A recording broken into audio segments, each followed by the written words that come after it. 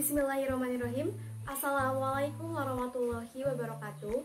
Perkenalkan, nama saya Nurul Hidayah, NIM 11920600072. Di sini saya akan melakukan praktikum fisiologi hewan mengenai sistem pernapasan.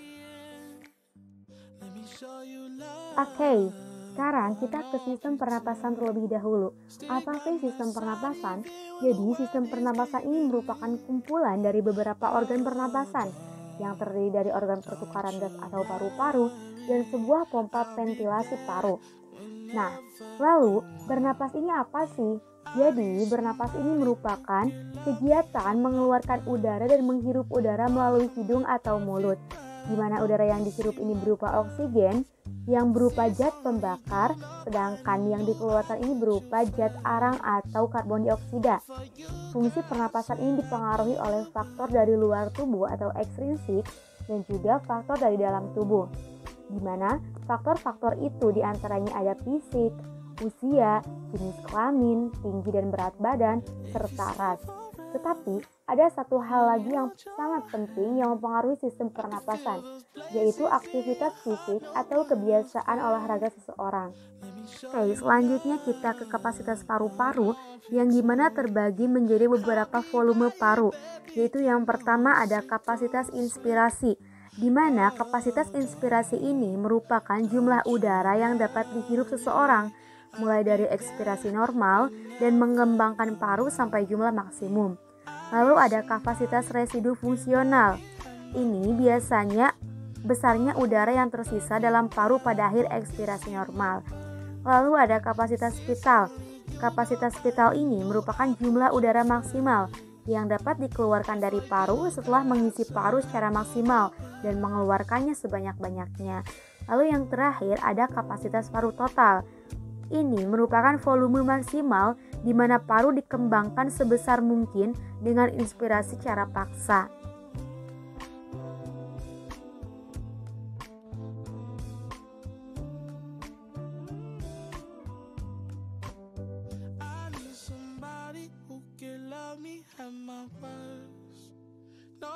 Langkah yang pertama, tempelkan kertas yang telah diberikan selotip atau double tip pada bagian samping galon dari atas hingga ke bawah. Langkah selanjutnya, masukkan 200 ml air ke dalam galon, lalu tandai di mana titik air tersebut.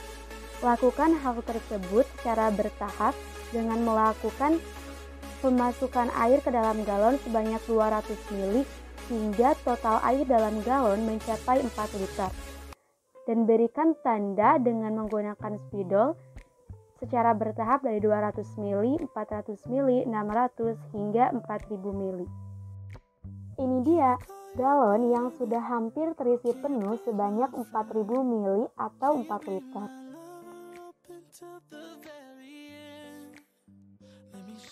Langkah yang selanjutnya yaitu masukkan air ke dalam baskom hingga setengahnya. Langkah yang selanjutnya yaitu masukkan selang ke dalam galon hingga setengah galon, lalu balikan galon ke dalam baskom yang telah diisi air, dan selanjutnya ambil nafas normal, lalu hembuskan napas tersebut secara normal kepada selang. Lihat perubahan volumenya.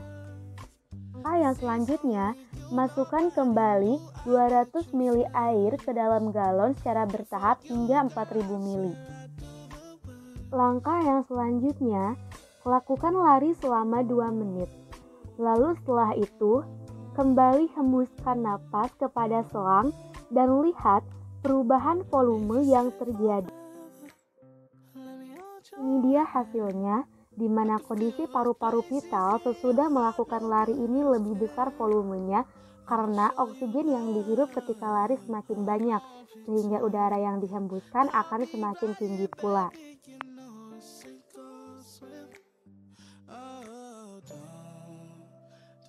Pada praktikum sistem pernapasan ini, di mana praktikum dilakukan dengan 2 kali percobaan dengan perlakuan atau kegiatan yang berbeda. Pada percobaan yang pertama ini, tanpa melakukan aktivitas, volume yang dihasilkan itu sebesar 3000 ml, Sedangkan ketika sudah melakukan aktivitas itu 3.400 mili dan mengalami kenaikan kondisi paru-paru vital sebesar 400 mili.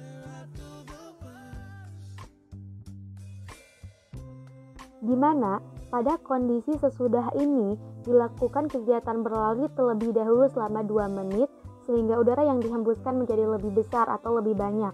Hal tersebut sejalan dengan kondisi yang dituturkan oleh Fitri bahwa kebiasaan olahraga berkaitan erat dengan kapasitas paru-paru seseorang, di mana dengan olahraga dapat meningkatkan aliran darah melalui paru-paru, sehingga oksigen dapat berdifusi ke dalam kapiler paru dengan volume yang lebih maksimum.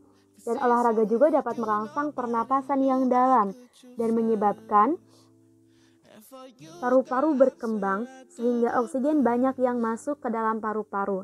Oleh karena itu, udara yang dihembuskan ketika ekspirasi pun semakin banyak. Hal ini berbeda ketika kita melakukan pernapasan normal tanpa ada aktivitas fisik. Peristiwa meningkatnya volume udara setelah melakukan aktivitas lari juga diperkuat oleh pernyataan Tirajo, di mana dia menyatakan bahwa dengan adanya aktivitas fisik akan menyebabkan pada peningkatan saturasi oksigen.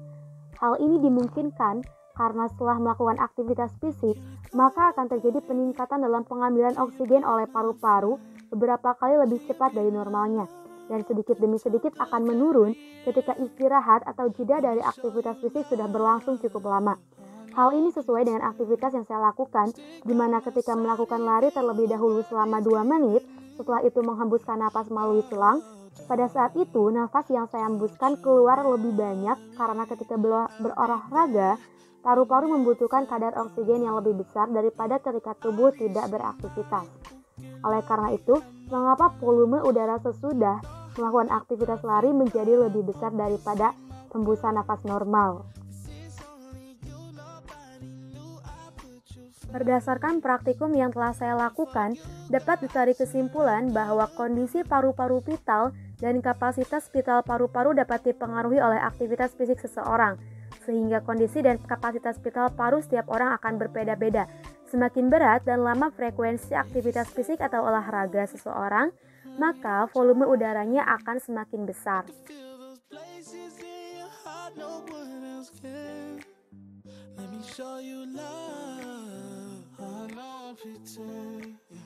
I'll be right here, baby, you know it's sink or swim.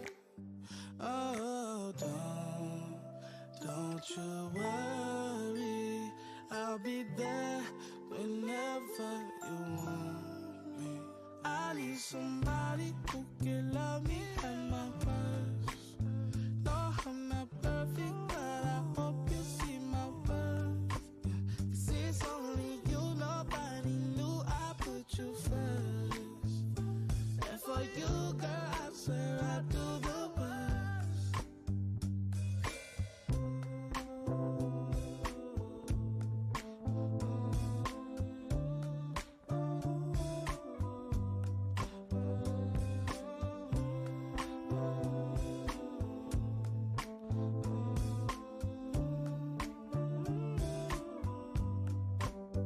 I need somebody who can love me at my worst. No, I'm not perfect, but I hope you see my worth. 'Cause it's only you, nobody knew I put you first.